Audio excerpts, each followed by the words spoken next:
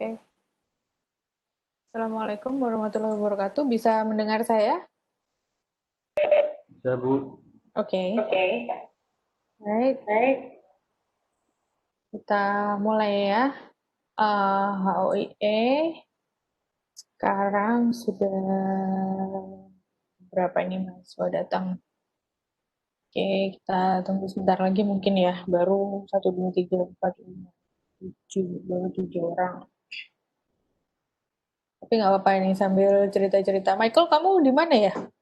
Kamu yang di Medan itu ya kemarin, bukan ya? Iya, Bu. Saya yang di Medan. Oh, oke. Gimana keadaannya Medan? Masih boleh keluar-keluar atau ada PSBB lagi? Nggak ada PSBB, Bu, di Medan. Hah? Hah? Iya. Tapi zona merah. Tapi zona Tapi merah. zona merah. Iya, Bu. Oh. Jadi anak-anak sekolah tetap sekolah. Kebanyakan online, Bu. Oh, oke. Oh, oke. Cuman yang Cuman kerja yang tetap kerja. kerja, Bu. Oh, oh. Ngeri ya di Indonesia. Hampir semua kota besar Semua kota sekarang besar zona sekarang merah. zona merah.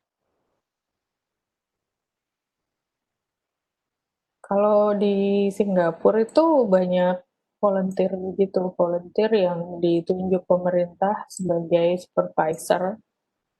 Mereka nangkepin orang-orang yang nggak patuh gitu, yang nggak pakai masker, yang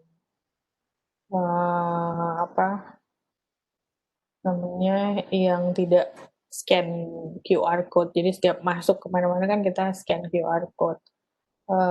Itu kalau mereka nangkep gitu langsung bisa ngasih denda, dendanya tuh nggak main-main, $1.000, $1.200 gitu. Langsung miskin kan kita kalau didenda. Dan tapi memang maksudnya karena kan kalau ID card-nya udah tercapture oleh sistem, mereka langsung bisa menangkap semuanya kan, termasuk rekening bank dan sebagainya. Jadi pemerintahnya itu bisa enforce lah.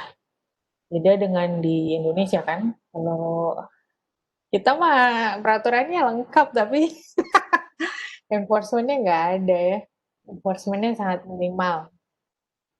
Mau didenda 10 juta gimana nggak punya duit, kerja sosial. Mau kerja sosial juga lari ntar. Atau di penjara. Di penjara, penjaranya penuh. Aduh, makin ngeri aja nih COVID di Indonesia. Katanya herd immunity, tapi juga terlalu terlalu banyak teori di Indonesia tuh. Oke, kita udah mulai rame nih. Baik, kita mulai bicarakan tentang HOI. Jadi eh, lanjutkan dari kemarin. Teman-teman ada yang eh, apa ya, kemarin itu WHO ya bilang tahu organisasi internasional WHO, which is correct. Apalagi pada zaman pandemi seperti ini kita hampir semuanya pasti mengenal WHO yang tadinya nggak tahu WHO itu apa, sekarang jadi tahu. Oh, oke, World Health Organization, it's a subsidiary organ of the UN, dan dia mengurusi tentang health, ya, kesehatan dunia. Oke, banyak sebenarnya organisasi kesehatan, organisasi internasional lain, ya, organisasi internasional lain di dunia. Yang paling besar organisasi internasional di dunia apa? Does anybody know? Kira-kira ada yang tahu? Organisasi internasional terbesar di dunia. Oke, Iya, UN. Bu. Betul, Pak Endo betul. Memang United Nations atau PBB itu paling besar karena hampir semua negara dunia adalah anggota dari United Nations. Jadi sebagian besar nanti di semester ini kita akan membicarakan juga tentang UN. Karena dia organisasi terbesar, yang banyak kita kupas juga UN. Walaupun nanti kita juga ngomongin tentang ASEAN sebagai organisasi regional dan juga EU, ya, organisasi regional uh,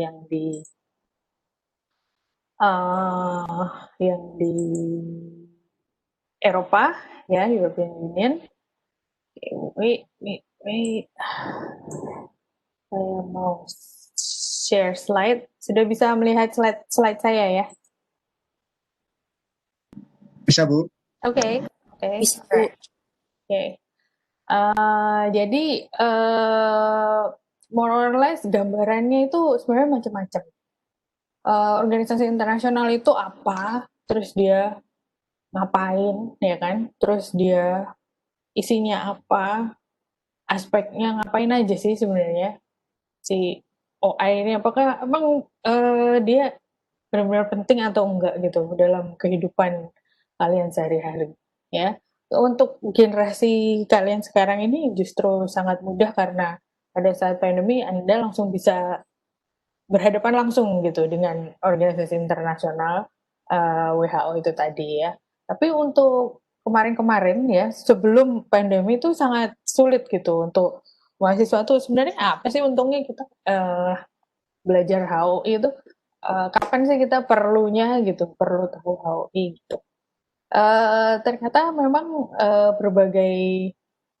berbagai hal bisa terjadi ya, unprecedented gitu. Belum pernah terjadi di generasi sebelumnya gitu. Kayak pandemi seperti ini tiba-tiba seluruh negara terkena gitu. Bahkan Amerika yang pokoknya aja yang bilang wah nggak bakal kena, nggak bakal masuk deh virus itu ke Amerika, ternyata sekarang justru paling banyak korban ada di situ. Ya. Dan timbul juga berbagai apa ya teori-teori konspirasi ya. Wah, ini virus dari Cina lah, yang orang Cina bilang virus dari Minnesota lah gitu, sehingga disinilah part of the function juga sebagai WHO, lembaga yang kemudian memberikan sainsnya. Sebenarnya seperti apa sih virusnya?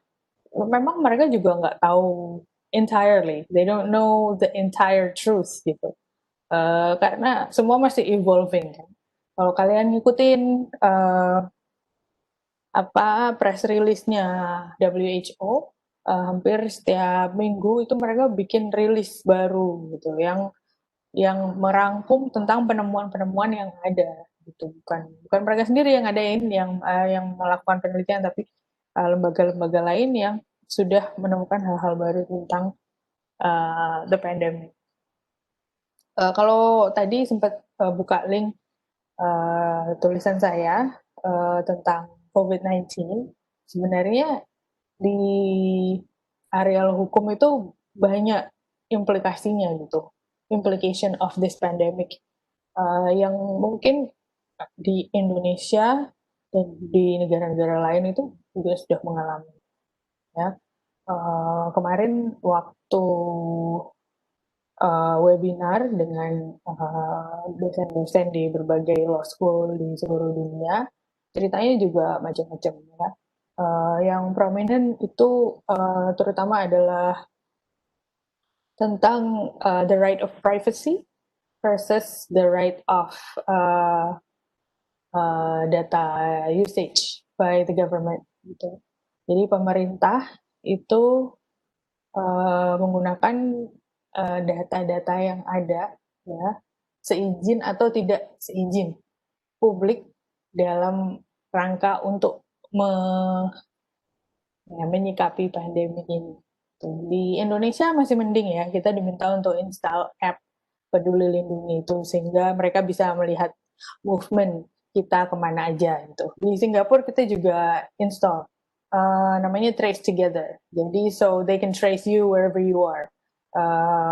Kalau kita scan masuk apapun ya, apakah itu warung, toko atau bahkan WC umum juga kita harus scan sehingga they know where we are. Gitu. Kalau di Israel misalnya mereka udah langsung aja hajar data mobile phone. Jadi nggak pakai izin dari pengguna mobile phone-nya lagi, langsung misalnya kalau di sini ke providernya, misalnya ke Telkomsel gitu ya, mereka langsung ke Telkomsel dan minta datanya dari Telkomsel, kan Telkomsel pasti tahu penggunanya itu kemana aja gitu. So there are like different aspects of how it goes. Tapi yang jelas ruang untuk privacy memang semakin berkurang karena adanya pandemi ini. Kita pikir it's also environmentally friendly because we're not traveling, we're not like commuting, kita nggak ke kampus, kita nggak kemana-mana gitu di rumah. Tapi actually dengan menggunakan hal-hal seperti ini juga banyak sekali carbon footprint-nya ya, emisinya juga banyak.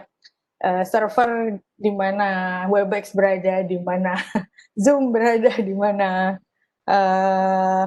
Google berada itu juga sangat energinya yang dipakai juga sangat banyak gitu. Ada yang bilang satu kali pengiriman email itu berapa 34 gram carbon footprint gitu. Jadi lumayan gitu. Bahkan mengirimkan email. Kalau Webex meeting kayak gini bisa hampir 20 kilo apa ya. So it's a very scientific paper, obviously. Obviously that's why I couldn't understand it very well. tapi itu yang kita bicarakan juga nanti. Kalau kita bicara tentang IPCC, kebetulan saya juga lead author di IPCC Intergovernmental Panel on Climate Change. Sebagai representasi Indonesia, ada 9 orang lead authorsnya termasuk saya. Nanti kalau Prof. Edwin yang dari IPCC, dari BPPT bisa hadir, nanti kita akan bicarakan itu tentang carbon footprint, tentang how is IPCC as an organization can be, of help, can facilitate whatever need that we have as, as a country, as a nation gitu, sebagai rakyat dunia juga. Oke, so apa sih organisasi internasional dan hukumnya itu apa gitu ya? Jadi HOI sendiri merupakan cabang dari HI, ya. Makanya teman-teman kemarin yang angkatan 2018, saya harus yakin kalau Anda memang benar-benar sudah lulus HI, karena nanti banyak sekali istilah-istilah HI yang kita pakai, ya. HOI itu cabang dari HI yang dipersatukan oleh UN, ya, dan hanya membicarakan tentang organisasi internasional publik, ya, yang terdiri dari perangkat norma-norma hukum yang berhubungan dengan OI itu, termasuk badan-badan yang ada di bawahnya dan pejabat internasionalnya nanti bagaimana. Jadi kita bicarakan tentang si OI ini.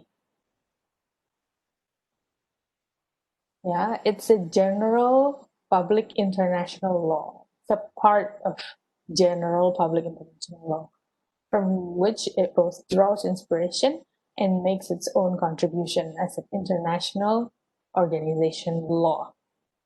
Yeah, each organization may therefore be considered as something of a subsystem.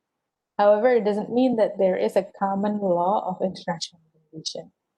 Ya, karena masing-masing IO, masing-masing organisasi internasional OI itu punya, yang kita bicarakan kemarin ya, konstitusi sendiri-sendiri. Ya, WHO punya sendiri, UNDP punya sendiri, nanti ILO punya sendiri, UN punya statute sendiri. Jadi hukumnya bukan satu, ya, mereka punya subsistem masing-masing. Oke, sampai di sini ada pertanyaan?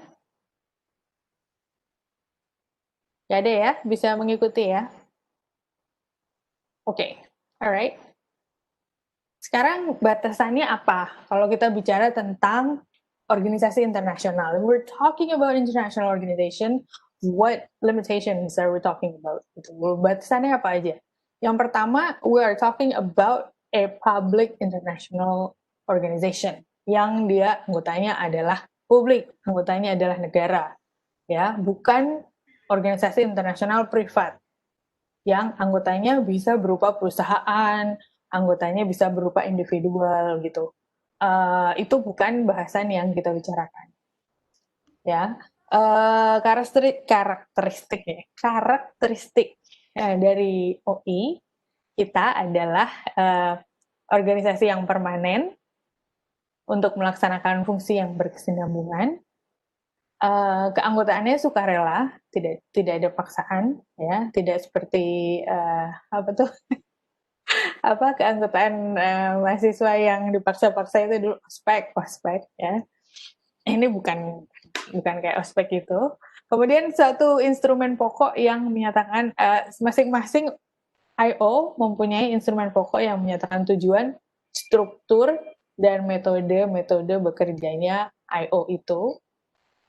Kemudian dia memiliki organ konferensi konsultatif yang mewakili secara luas dan mempunyai sekretariat tetap untuk melaksanakan fungsi-fungsi administratif, riset, informasi yang berkesinambungan. Jadi, we're talking about big international organization, ya, bukan organisasi kecil-kecilan gitu ya, tapi organisasi internasional yang memang benar-benar diakui. Oke.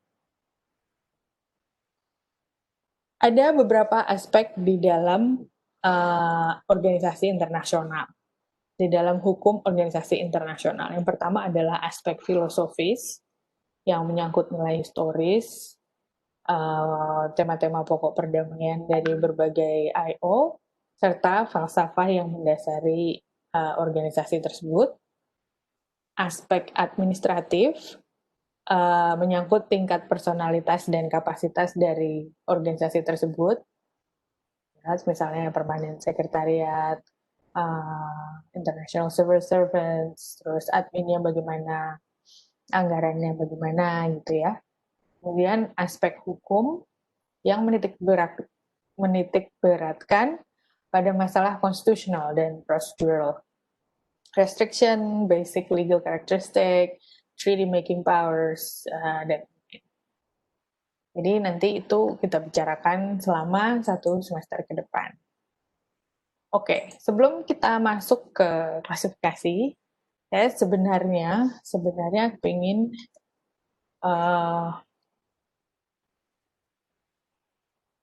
ingin memutar klip ini untuk untuk teman-teman. Oke, alright. Let's see. Okay, so let's see if this can play. Okay.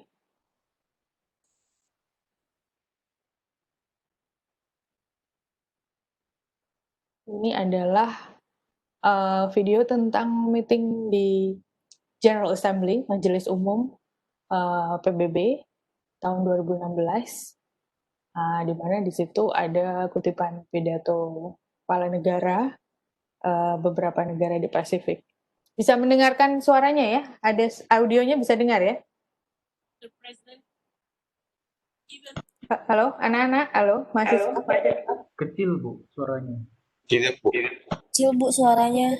Coba saya kerasin gini.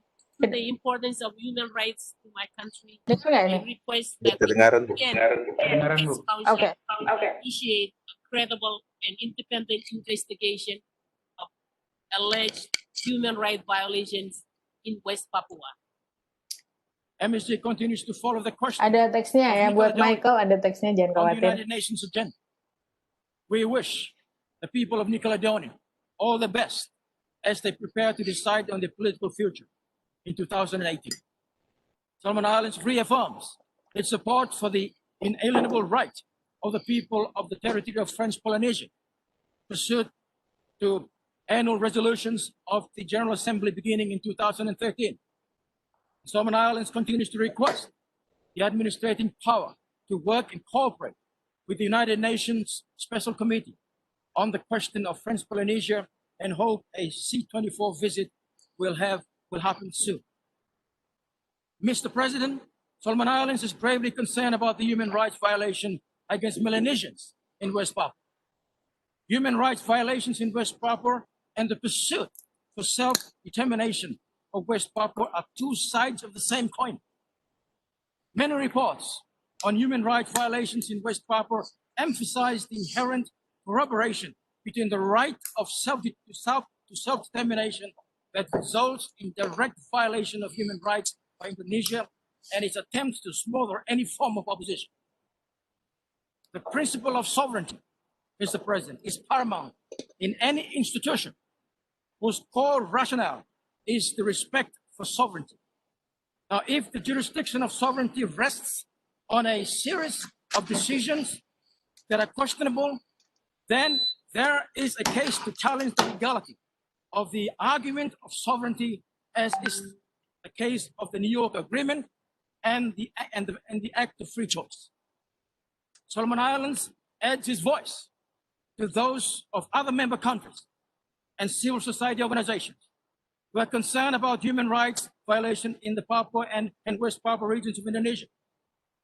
As the chair of the Melanesian Spirit Group, that includes Indonesia as an associate member and the United Liberation Movement of West Papua as an observer, Solomon Islands affirms the need for constructive engagement with Indonesia and looks forward to cooperating with Indonesia to address the violation of human rights in West Papua. In the same way, the principle of self-determination must all be respected and honored. The violation of human rights in West Papua and their desire to achieve self-determination is a reality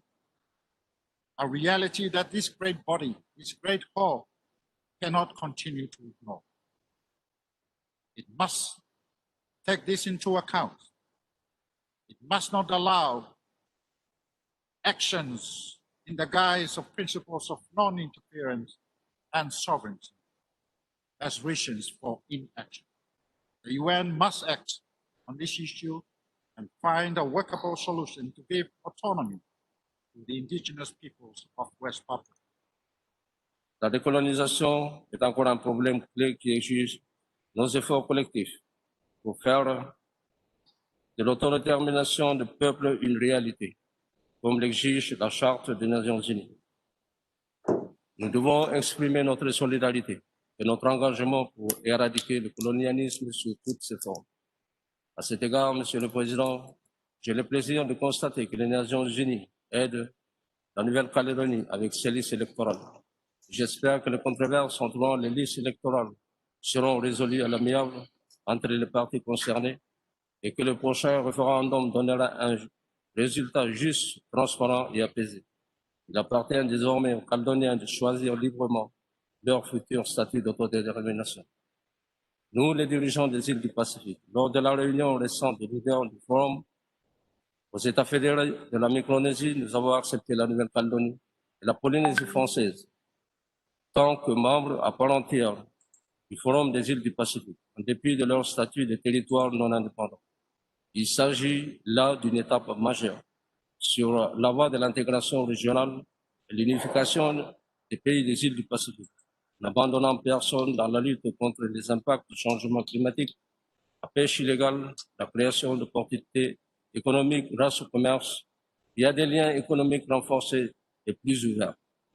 Monsieur le Président, la question des droits de l'homme doit rester en tête de l'agenda des Nations Unies. Le secrétaire général des Nations Unies, M. Ban Ki-moon, nous rappelait en 2012 que les droits de l'homme étaient inaliénables et constituaient un principe fondamental des Nations Unies. En tant que membre des Nations Unies, il est de notre devoir de demander que ces paroles soient traduites en actions concrètes. Monsieur le Président, le problème des droits de l'homme en Papouasie-Occidentale reste encore en suspens. Je me tiens encore sur ce podium comme ont fait mes prédécesseurs, avec la même conviction morale, exhortant les Nations Unies à prendre des mesures concrètes pour résoudre cette question et mes collègues dirigeants appuyer le plaidoyer des Papous occidentaux. Les Nations Unies ne doivent pas se voiler la face sur les abus en matière de droits de l'homme dans la province de la Papouasie occidentale. Le peuple de la Papouasie occidentale se tourne vers les Nations Unies pour une lueur d'espoir, un espoir de liberté, à l'exercice de leurs droits sur leur propre terre pour affirmer librement leur identité. J'exhorte les Nations Unies d'en faire un volet de son initiative, les droits humains avant tout. Nauru is deeply concerned regarding the situation in West Papua, including the alleged human rights abuses. As emphasized in the Pacific Islands Forum communique, it is important that there be an open and constructive dialogue with Indonesia on this matter. Mr. President, a little closer to home, we express for the welfare of the Pacific peoples that residents and citizens in the province of Western Papua, Indonesia. Last year, on this same podium, I stood here and spoke about human rights abuses taking place in Indonesia-ruled West Papua. In the year that has passed, nothing appears to have changed in that place. I use the word appears intentionally because now we still have no way of knowing exactly what is going on in there. Probably something is definitely wrong. Nearly half a century ago, when I was a young man anymore, I had learned, as many others in the region had done, that a wrong was done to the West Papuans. I'm not a young man. I have struggled against great odds much of my life for justice and democracy in my land. In the Christian faith, an universal truism is espoused through the story of the Good Samaritan. After seeing a badly injured man stripped of his clothing, who was a victim of a robbery lying in the sun by the road, without reservation, hesitation, or consideration to religious or cultural restriction or biasness, this Samaritan's first reaction was to help the man from his suffering, to clothe him, to nurse him to health. He took the man and put him in a logical accommodation where the injured man could recover.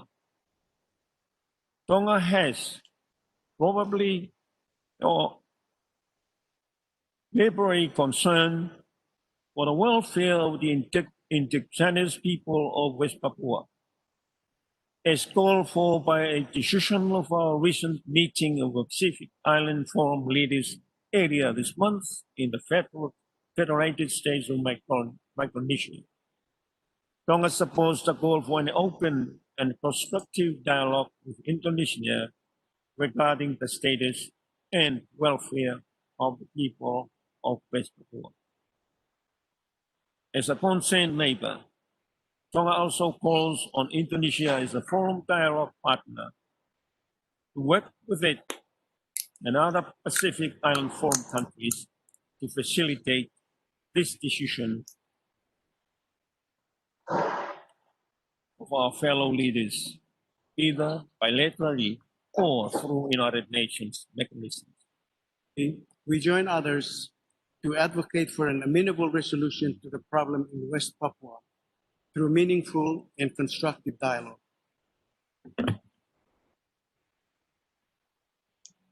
Mr. President, Nah, dengerin nih, ini yang jawabannya Indonesia nih. reply to the statements delivered by Solomon Islands and Vanuatu, echoed by Nauru, Marshall Islands, Tuvalu, and Tonga regarding matters concerning Papua, a province of Indonesia.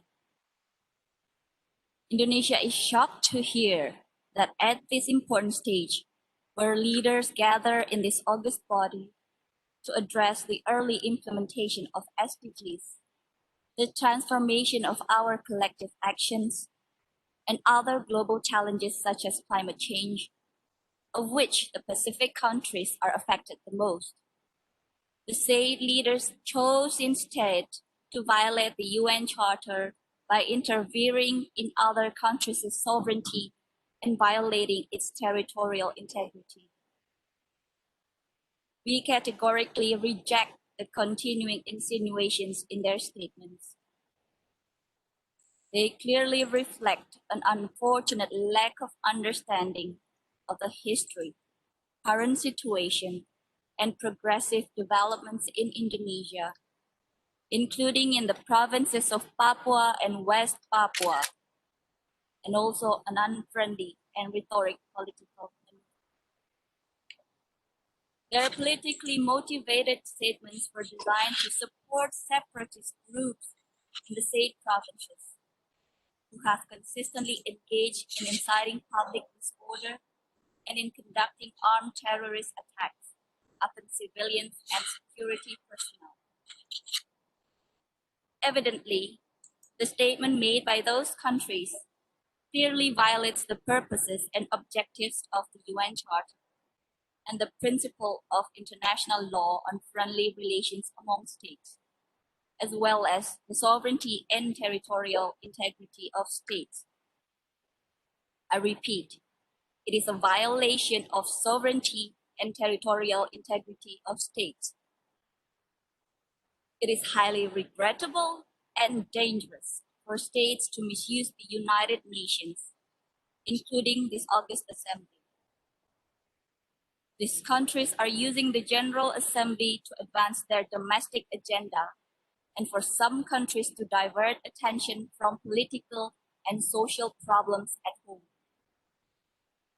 The said countries are also using false and fabricated information as the basis of their statement.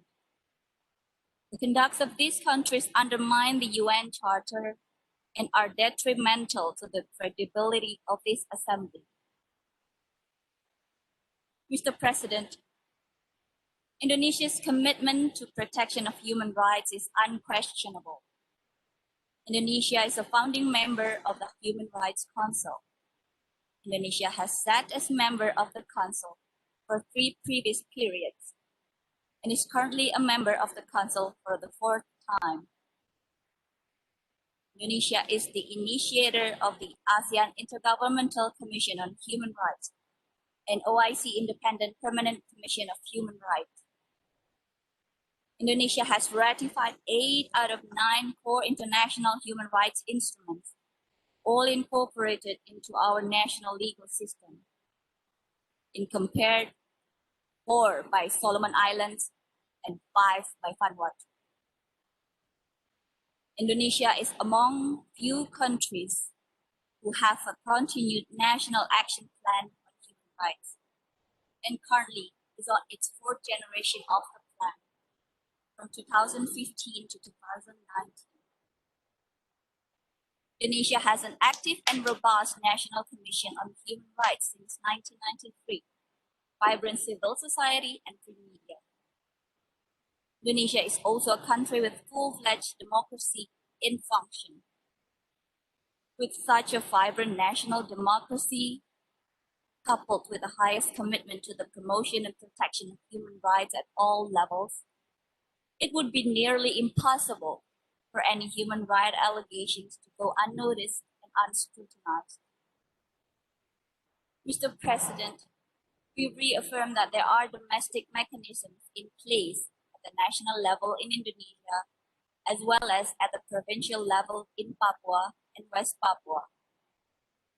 For our part, Indonesia will continue to give appropriate focus to the development of Papua and West Papua provinces, and to the best interest of all.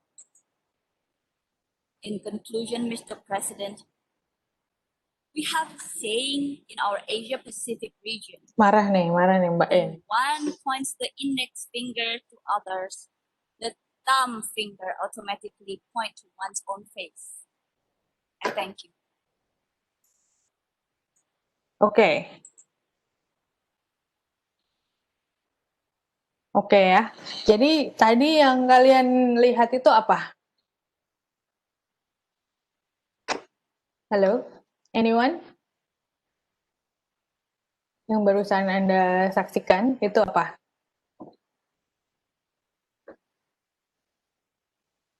Ada yang mau mulai diskusi?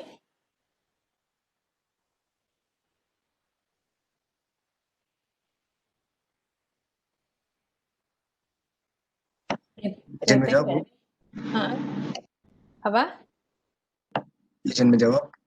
Ya, silakan. Ini siapa ya? Pak Rardia, Bu. Oke, Pak dia silakan. Menurut saya ini videonya itu tentang sidang umum PBB di mana sidang itu kemudian mengangkat persoalan pelanggaran HAM yang terjadi di Papua setidaknya menurut negara-negara di Asia Pasifik. Terus? Kemudian di situ Indonesia menggunakan hak jawabnya dan secara tidak langsung mengatakan bahwa forum tersebut telah disalahgunakan dari tadinya untuk membahas dampak lingkungan menjadi persoalan hak asasi manusia. Oke. Thank you, para Radia. Ada yang mau menambahkan?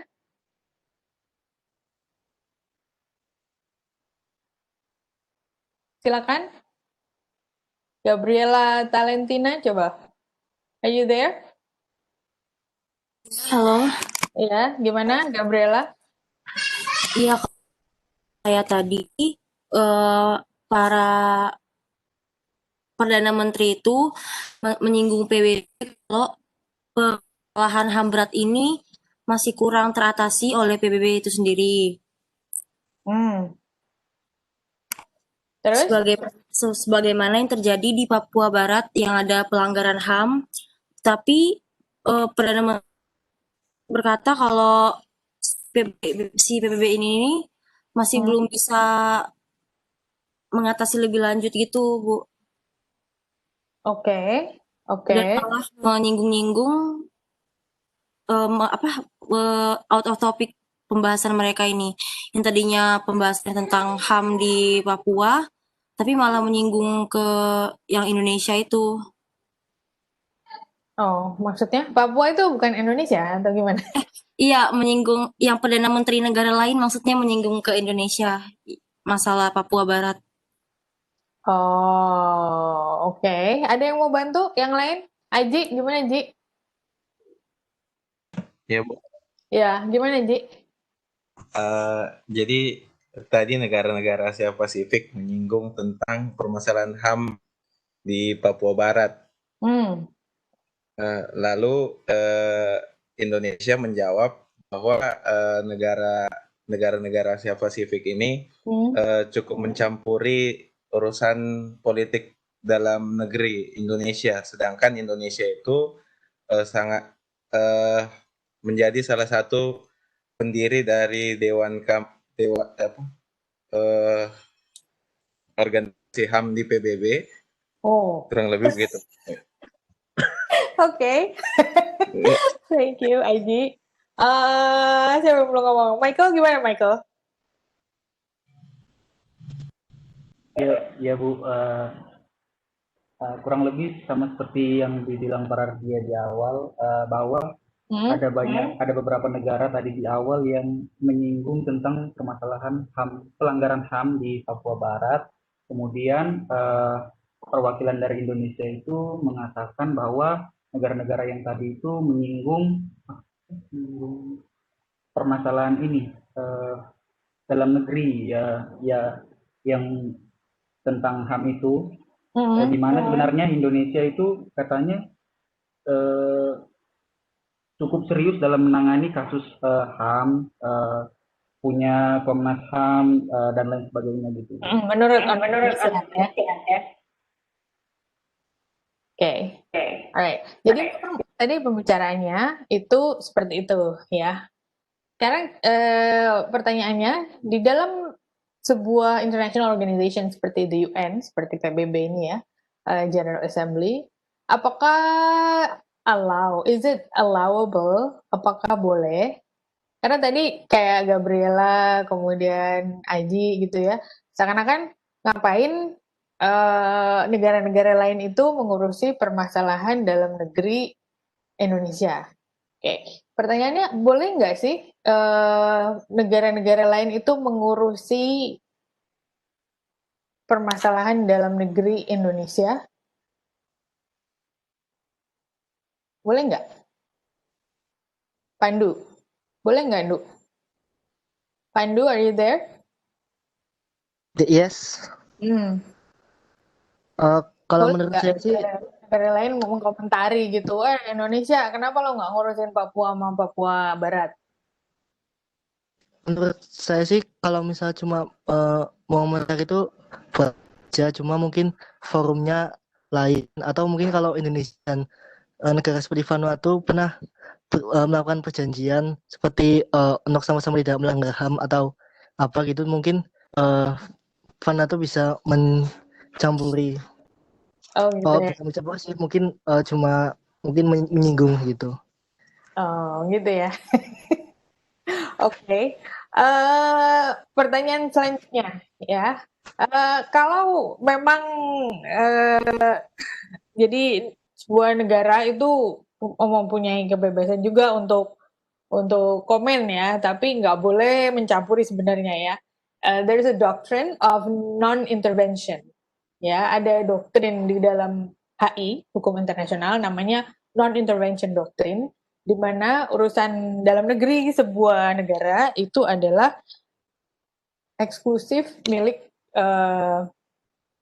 negara itu sendiri. Ini hubungannya dengan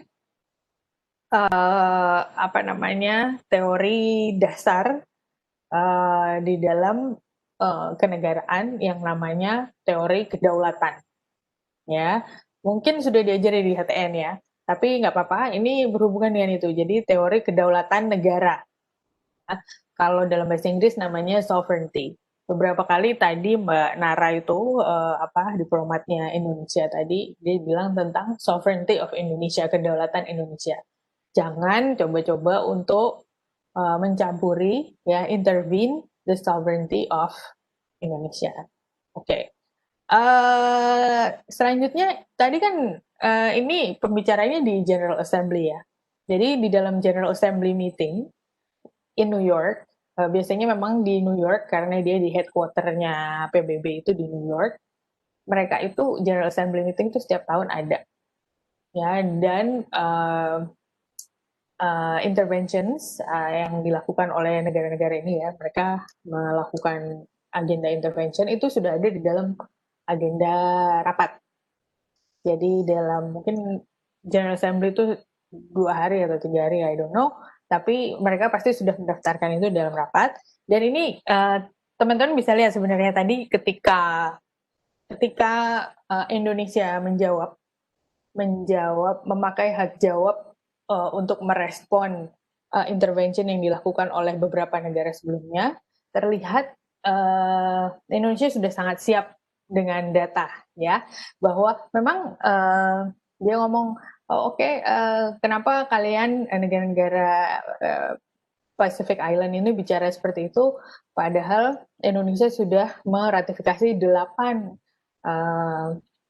International Human Rights Agreement, sementara Vanuatu cuma 4 dan tadi satu lagi Tonga cuma 5 gitu. Jadi dia sudah melakukan riset sebelumnya dan dia sudah tahu bahwa pertanyaan ini akan muncul. Ya, dan ini tidak terisolasi untuk tahun 2016 saja ya sebenarnya. Masalah Papua dan Papua Barat di General Assembly UN itu hampir selalu muncul. 2017, 2018, 2019 juga muncul. Jadi if you're curious, kalau Anda pengen lihat, bisa ke record meetingnya UN, dan di situ untuk general public kita bisa ikut nonton rekamannya juga bisa gitu. Jadi if you're curious and you have a lot of time gitu, bisa download dan ikut nonton seperti tadi ini. Cuman mungkin nggak ada teksnya. Teksnya mungkin cari di YouTube ya, untuk caption. Oke. Sebenarnya kalau teman-teman lihat tadi sangat menarik ya, exchange of arguments yang dilakukan oleh perwakilan beberapa negara tadi versus Indonesia. Kalau Anda lihat tadi dari Vanuatu, dari Tonga, dari Nauru itu hampir semuanya adalah kepala negara, ya. Kemudian ada juga yang perwakilan tetap dan sudah sangat senior, ya, yang melakukan intervensi ini, gitu, yang mengajukan usul tentang bahwa PBB itu seharusnya memfasilitasi dialog, bahwa PBB harusnya bisa mengirim envoy ke Indonesia untuk melihat bagaimana keadaan Papua yang sebenarnya, bahwa Indonesia kalau bisa engage gitu in a friendly dialogue antara Indonesia dan negara-negara ini untuk membicarakan tentang Papua dan West Papua. Oke. Yang dijawab oleh perwakilan Indonesia tidak ada dari 3 yang diminta tadi sebenarnya. Kalian kerasa nggak? Kalian sebagai penonton, apakah kalian bisa spot? Tadi diplomat tadi, Mbak Nara tadi sebenarnya dia tidak menjawab apa yang diminta oleh negara-negara tadi. Dia cuman mengungkapkan keberatannya atas intervensi tersebut gitu. Like Indonesia already ratified this and that, you haven't done it. Indonesia has Komisi HAM sudah sekian tahun. Indonesia tidak akan ini. Indonesia punya sistem hukum nasional yang akan menyelesaikan permasalahan HAM di dalam negeri. Tapi tidak menjawab apa yang diminta oleh negara-negara tadi. Ya, sehingga memang kalau di meeting-meeting antar negara itu memang sering seperti itu. That's a diplomatic exchange. Walaupun tadi di akhir tadi sempat ada emosi ya, perwakilan dari Indonesia emosi, one finger pointing to other, the thumb is pointing to one's face gitu, wah marah-marah gitu ya. Sebenarnya ini agak jarang terjadi ya, agak jarang terjadi di sidang-sidang besar seperti ini, dan itu sudah diatur oleh peraturan sidang. Kalau kalian tadi memperhatikan, mereka semua perwakilan yang bicara, tidak ada yang bicara langsung ke Indonesia. Ya, bicaranya kepada siapa? Kepada Mr. President, President of the session. Jadi setiap sesi itu akan ada chair-nya, ketuanya, presidennya, dan semua orang itu bicaranya kepada presiden. Seperti kalau kita di pengadilan, kita akan bicaranya kepada hakim. Kita nggak langsung ngomong ke terdakwa, nggak ngomong ke pengacara, kita nggak ngomong ke jaksa, tapi kita ngomong ke hakim. Ya, jadi yang mulia atau in this case, Mr. President, this is what's happening, bla bla bla bla. Itu tujuannya juga untuk mendiffuse emosi kan, jadi tidak debat langsung gitu, tidak debat kusir. Tapi kejadiannya tetap aja ya, namanya juga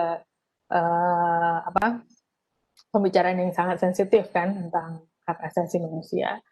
Kemudian yang tidak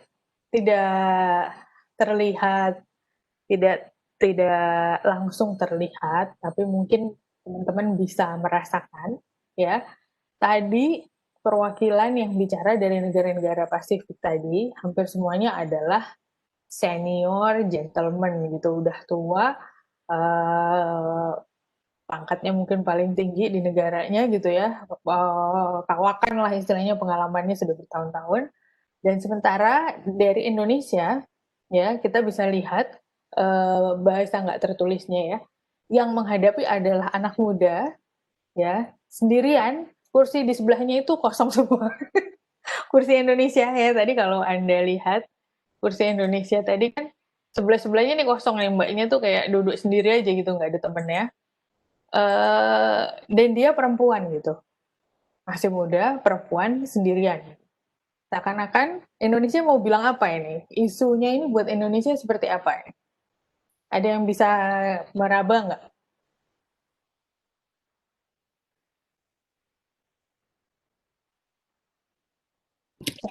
Kira-kira. Maksudnya apa? Maaf, bisa diulang dikit? Ya, jadi ini kan pembicaraan diplomatis seperti ini, itu ada yang dikatakan, tapi ada juga yang tidak dikatakan. Ya, ini Indonesia is trying to say something without saying it, gitu. Ingin mengatakan sesuatu tanpa harus mengatakannya, gitu. Dan ini Anda bisa lihat ya dari cara Indonesia merespon intervention itu. Dalam satu delegasi, nggak mungkin dia itu sendirian, apalagi untuk masalah General Assembly meeting. General Assembly meeting itu termasuk meeting yang penting untuk negara-negara, ya. General Assembly meeting di UN itu termasuk meeting yang penting. Nggak mungkin Mbak Nara Masista ini sendirian menghadiri meeting tersebut, ya. Tapi karena untuk menyampaikan sesuatu itu tadi, ya, kolega-koleganya yang lain sangat mungkin sekali bos-bosnya ya. Jadi yang di atas Mbak Nara itu memang sengaja keluar ya supaya kelihatan bahwa Indonesia itu tidak menganggap isu ini penting. Ngerti nggak maksud saya? Ya udah, ini cukup dijawab sama anak junior ini aja. Nggak perlu ini nggak perlu ada full power head of delegation, nggak perlu ada orang yang sudah kawakan yang jam terbang tinggi, nggak usah nih, kasih anak kecil aja supaya dunia itu tahu, oh Indonesia itu ini bukan masalah serius gitu buat Indonesia. Ngerti nggak maksud saya? Ya, jadi ini adalah semacam how you want to present your response without really having to say it gitu.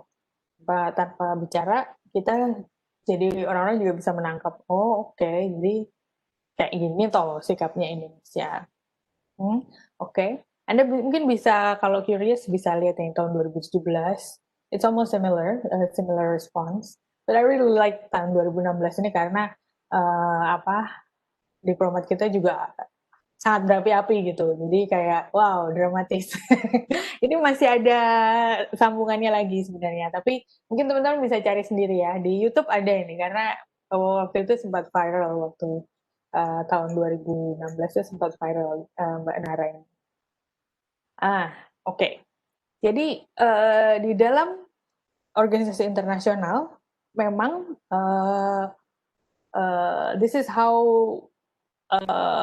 negara-negara saling berhubungan gitu.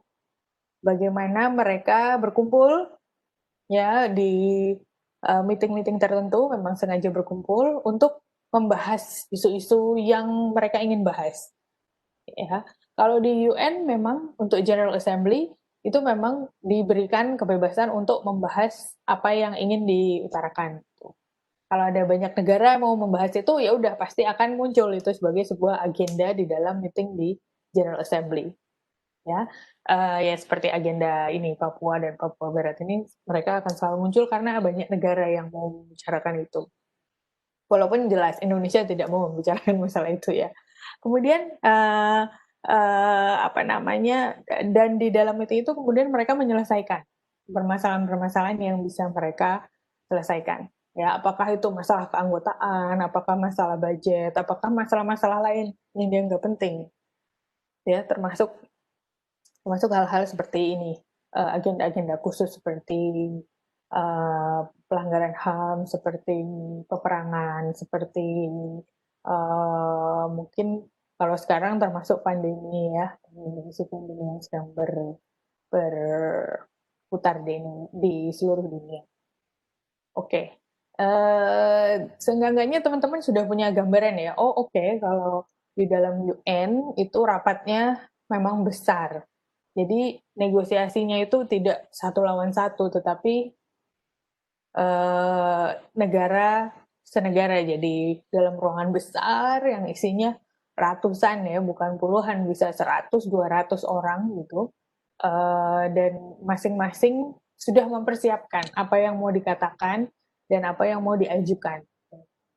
Itu pun juga sudah dihitung nanti untung ruginya. Kalau kita ngomong ini, nanti kira-kira hasilnya seperti apa. Kalau kita ngomong ini, kira-kira hasilnya seperti apa. Itu semua sudah dipersiapkan dan diperhitungkan ya di dalam rapat-rapat penting sebuah international organization.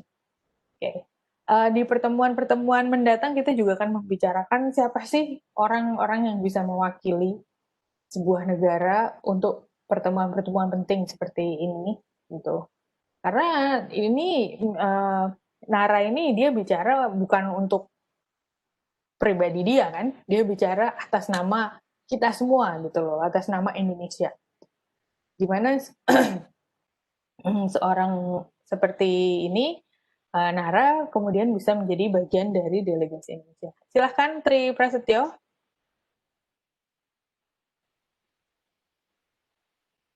Tri Prasetyo.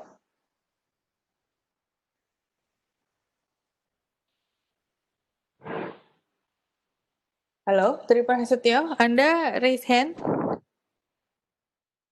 Nggak ada suaranya.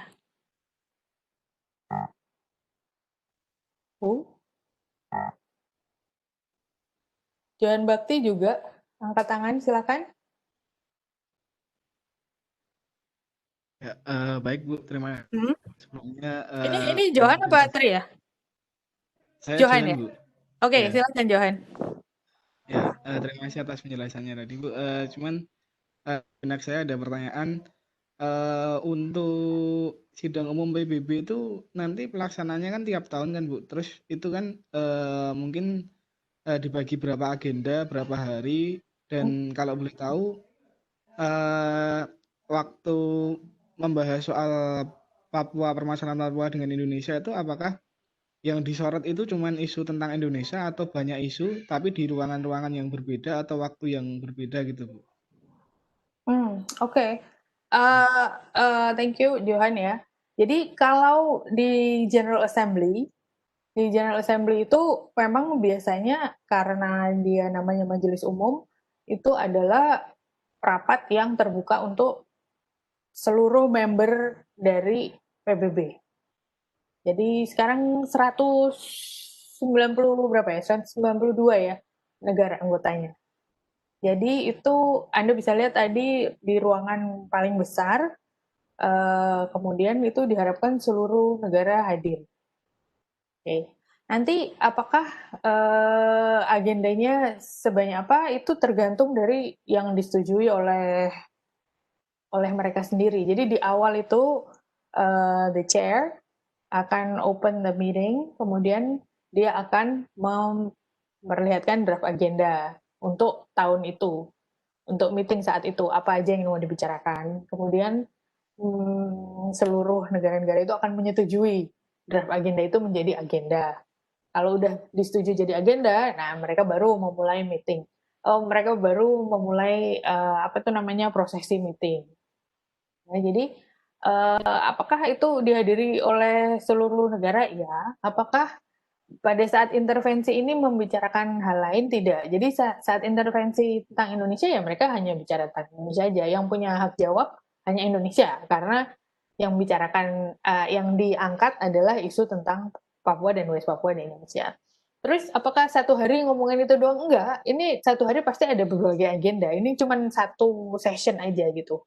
Satu session di mana negara-negara Pacific Islands itu membicarakan tentang human rights issue di Papua dan West Papua. Itu. Mungkin nanti bisa search di www.un.org untuk melihat seperti apa sih sebenarnya agenda meeting General Assembly itu. Ya, sedetil apa itu yang sudah setuju. Saya yakin ada ya, saya belum pernah nyari tapi saya yakin ada karena hampir semua meeting itu kalau setelah disetujui agendanya oleh para perwakilan yang hadir, maka dia akan jadi agenda resmi untuk meeting itu. Itu ya, Johan ya. Oke? Ibu, terima kasih Bu. Yuk. Tes. Apakah suara saya terdengar Bu? Oke, ini Tri Prasetyo ya? Iya, betul. Oke, gimana Tri? Bu, saya ingin bertanya sebenarnya differences between non-interference sama non-involvement itu apa ya Bu perbedaannya? Non-interference dengan non-involvement. Iya. Oke, kalau non-interference itu artinya non-intervensi. Jadi seperti yang diomongin oleh ini tadi ya, pada saat Indonesia tadi, dia bilang Anda tidak boleh mengintervensi tentang masalah-masalah dalam negeri di suatu negara, ya, negara lain. Jadi tidak boleh kalau nggak ada urusannya, ngapain kamu ikut ngurusin gitu. Jadi ada doktrin itu namanya non-intervention. Tapi ada juga yang namanya non-involvement gitu. Non-involvement itu adalah ketika dia tidak terlibat untuk masalah itu gitu. Jadi ketika sebuah negara itu misalnya masalah perbatasan antara Indonesia dengan Timor Leste, ya kan? Di perbatasan Indonesia dan Timor Leste itu ada satu titik di mana di situ ada apa namanya, area yang sudah lama disetujui oleh Portugis dan Australia bahwa itu adalah titik di mana areal itu adalah miliknya Australia gitu. Jadi tidak ada hubungannya dengan penentuan pembatasan antara Indonesia dan Timor Leste. Di situ ketika Indonesia dan Timor Leste membicarakan tentang titik-titik perbatasan antara dua negara, walaupun di situ sebenarnya ada tuh areal tempat Australia itu berada, walaupun itu bukan tidak dekat daerahnya Australia juga, tapi karena itu adalah warisan nenek moyang mereka, jadi mereka itu Portugis yang dulu menduduki Timor Leste dan Australia yang mempunyai perjanjian dengan Portugis, sehingga Australia bilang ketika terjadi perjanjian antara Indonesia dan Timor Leste, Australia bilang saya memilih untuk non-involvement karena dia nggak mau ikut-ikut, ya, dia tidak akan membicarakan hal yang sudah menjadi punya dia, dan dia tidak akan ikut membicarakan perbatasan antara Indonesia dan Australia, Indonesia dan Timor Leste, ngerti ya? Jadi memang itu dinyatakan oleh negaranya sendiri bahwa dia tidak mau terlibat gitu. Jadi yang satu tidak mau terlibat, yang satu adalah tidak mencampuri. Bu, dalam intervensi atau involvement itu bentuknya apakah harus berupa kayak tadi, kayak berdasarkan di tindakan langsung atau tidak langsung, apa bagaimana, Bu? Itu yang dapat diklasifikasikan sebagai intervensi itu seperti apa, Bu? Itu tergantung kasusnya ya. Saya dulu skripsi S1 juga pakai doktrin non-intervention, Mas. Hubungannya itu dengan floating course Indonesia. Pada saat itu Indonesia memutuskan untuk memfloatkan seperti sekarang ya, kurs Indonesia menurut harga pasar. Kemudian IMF datang dan meminta Indonesia untuk menandatangani letter of intent dengan Indonesia, mengatakan kepada Soeharto, presiden saat itu, untuk tidak memfloatkan harga rupiah dan di-pack oleh Bank Indonesia. IMF mintanya begitu supaya tidak terjun bebas harga rupiah pada saat itu. Nah, waktu itu saya membahasnya dengan doktrin non-intervention. Boleh atau tidak sebuah organisasi internasional masuk ke dalam negara nasional kemudian ikut mencampuri secara langsung loh ya, policy yang ada di Indonesia dengan letter of intent. Ngerti nggak maksud saya? Jadi you are not looking at it as siapa yang melakukan atau why they do it, but it's the action itself. Bahwa apa yang dilakukan itu sebenarnya bukan urusan dia, karena itu urusan dalam negeri, tapi dia dari luar masuk ke dalam dan mau mengintervensi policy yang sudah ada gitu. Oke. Ya. Ya, kemudian Bu, kalau untuk yang ini Mbak Nara ini, Bu sebenarnya sejauh apa sih Bu? Kan tadi juga si para perdana menteri lainnya sudah bilang tuh kalau Indonesia ya udahlah jangan berlindung di balik kedaulatan kami dan kawan-kawannya dan lain-lainnya. Nah, tapi kan dijawab lagi sama Mbak Nara bahwa ya lagi-lagi jawabannya adalah terkait dengan kedaulatan gitu, Bu, non intervensi lagi. Sebenarnya seharusnya memangnya ngapain sih, Bu, gitu. Saya kepo aja. Karena kan dulu ini zaman saya SMA kurang ngerti ya, Bu ya. Sekarang juga saya nggak ngerti juga nih. Jadi sampai sekarang kejadiannya masih nggak jelas ya. Kita sendiri aja yang orang Indonesia, do we know anything about Papua and West Papua? Do we get any data about Papua and West Papua? Sekarang loh ya, ini 2020 ya. Ya kan pertanyaan saya ya. Apakah di sana media juga meliput gitu loh kejadian yang ada di sana? Kita nggak tahu kan. Kita tahunya kalau ada yang meninggal loh. Terus itu pun kemudian simpang siur kan. Ada yang katanya ditembak, ada yang bunuh diri, ada yang kan kayak loh ini benar apa salah, kita nggak pernah, we never get clear data tentang or news actually tentang apa yang terjadi di sana.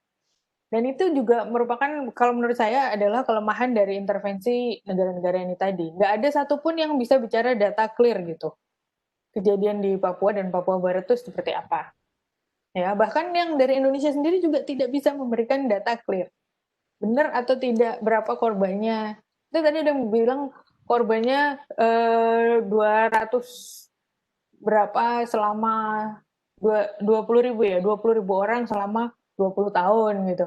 Tetapi mana gitu? Sumbernya apa? Sumbernya perkiraan, ya kan nggak bisa kan? Kalau di meeting-meeting kayak gini pakai sumber perkiraan, kita nggak boleh. Nggak ini juga. Jadi kalau menurut saya sama-sama nggak taunya gitu. What must be done itu sebenarnya ini semua kan ada di Indonesia ya. Kita ini sama-sama pembicaraan orang Indonesia ya. Karena kita di Indonesia sendiri juga merasa deprived of information about Papua and West Papua gitu. What can we do?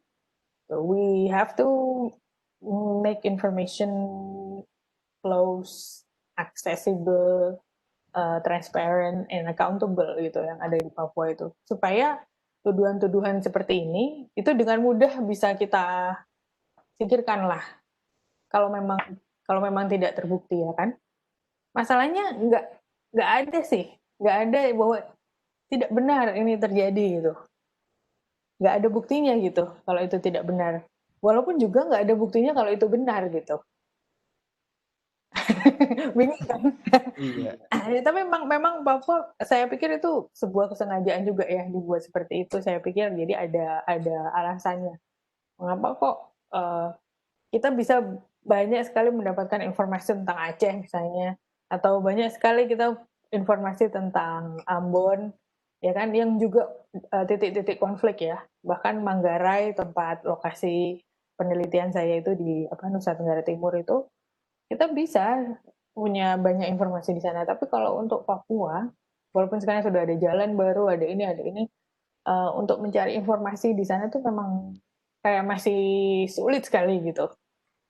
Jadi itu kayak black hole gitu loh Mas, kalau menurut saya. Untuk apakah ini kita yang di Jawa ya, oh sorry ya, saya di Singapura. Saya yang di Singapura tidak mendapatkan informasi tentang itu, atau memang informasinya tidak disediakan gitu, tidak tersedia.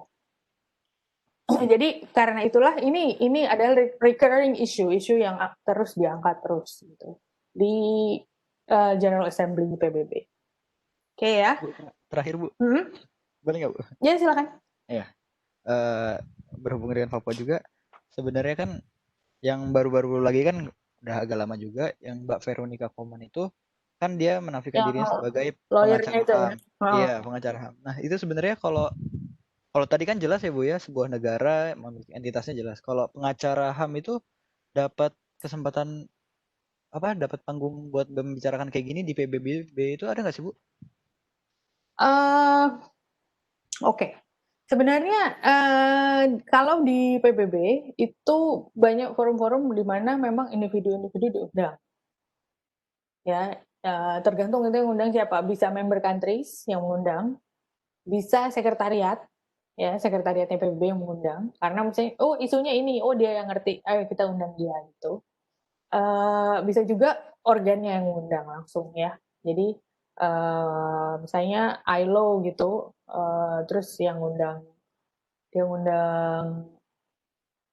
siapa? Waktu itu ILO mengundang BTS gitu untuk untuk bicara di forumnya dia, di forum ILO. Pernah Angelina Jolie yang diundang oleh UNICEF sebagai dutanya dia, kemudian bicara di forum dia. Jadi apakah kemudian individu bisa seperti Veronica itu bicara di depan PBB? Bisa, tergantung siapa yang undang. Saya juga kepingin nanti kalau teman-teman ada waktu, mungkin setiap selesai kuliah gitu kita lihat inspiring speech ya dari siapa Yusuf Fai itu yang ditembak kepalanya, anak Pakistan perempuan itu yang kepalanya ditembak.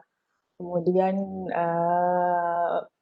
berbagai selebriti gitu yang bisa masuk ke tingkat PBB, kemudian bisa menjadi juru bicara. Saya pikir itu bagus sekali ya untuk teman-teman muda untuk juga melihat, okay, so there are there are benefits.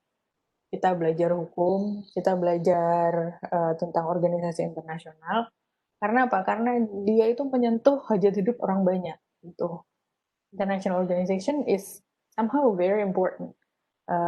Selain negara-negara, international organization juga punya power ya yang nanti kita akan bicarakan di ini berikut. Itu oke, Tri Prastio oke ya. Kita sudah lewat 50 menit. Kita ketemu lagi hari Senin.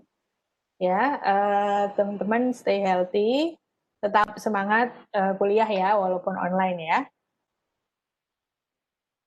Baik. Saya sudahi pertemuan kelas kita. Sampai hari Senin, nanti kita di Webex lagi aja ya, supaya lebih gampang untuk kita semua dan tidak merepotkan bagian HI. Kita ketemu lagi hari Senin jam 9, Senin jam 9 WIB. Oke, wassalamualaikum warahmatullahi wabarakatuh. Sampai ketemu, tetap sehat semuanya ya. Terima kasih Bu. Terima kasih, sama-sama.